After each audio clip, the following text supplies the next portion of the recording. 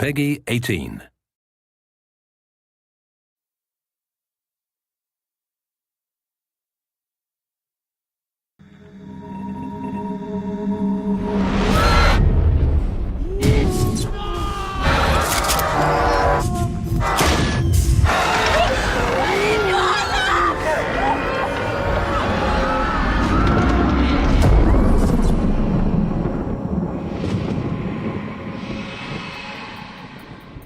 To officially kick off the campaign for Metro last night, THQ, in partnership with creative agency Itchy, created an epic live-action short film to tell the story of those present at the end of the world and the beginning of the world of Metro.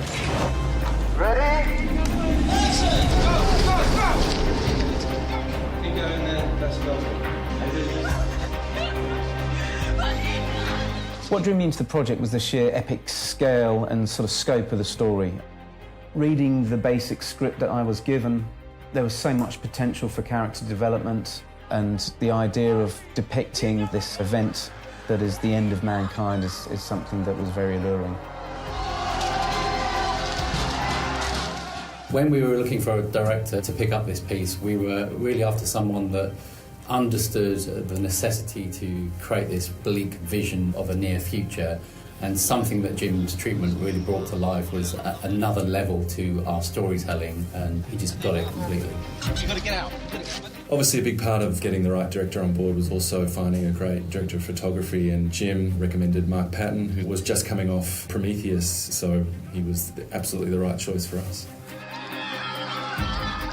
From experience of working in Kiev before, I knew that we could cheat Moscow and make that work for us. It just has this fantastic look about it, which really epitomises this bleak vision that we were hoping to achieve. Kiev was pretty much the ideal location apart from the weather. Extreme cold meant that we couldn't stand still, we had very little time to think, and on top of that we had to throw in 100 extras, car stunts, rampaging through the streets. But through planning, we actually got away with a lot in the time we had. We also invited a lot of people from 4A to help add to the weight of bodies. And in actual fact, I think we cleared out most of the office. Yeah, that was a lot of fun. The third day was the hardest shoot. We shot for 22 hours without stopping, which was pretty incredible. We had to shoot in 3 locations, including being on the Metro Underground system at 4 o'clock in the morning. The Ranger's costume is based on Artyom's character. I really enjoyed developing that because that's toys for boys. You get to sort of build guns and knives and create uniforms. It was a real process of exploration to design and make his weaponry and his outfit as close as we could to the character in the game. Take your time. Action! One happy accident we had while shooting was the fact that the Metro commander happened to have a child who was the exact age we were looking for the baby. So in the film, the baby that is passed to him is actually his own son. Towards the end of the film, we needed to tie in the idea that perhaps this ranger was also the baby. And we felt that one really vital cue would be to use the lullaby. We had a lot of actresses into a casting session and got them to act out the scene with the baby. And one particular mother started to sing the child a lullaby.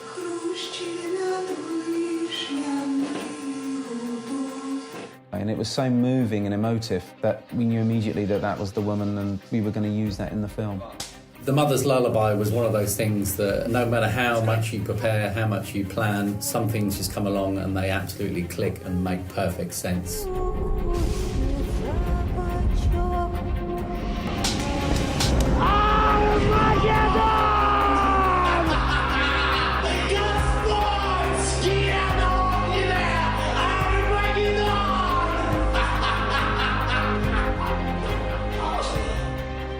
We wanted to make a very intelligent film.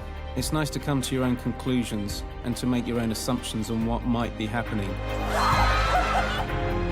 It became apparent very quickly that we had so much great material and so many different converging storylines that we realised in order to stay true to our initial vision and create the epic trailer we always intended, that we allow these stories to be told.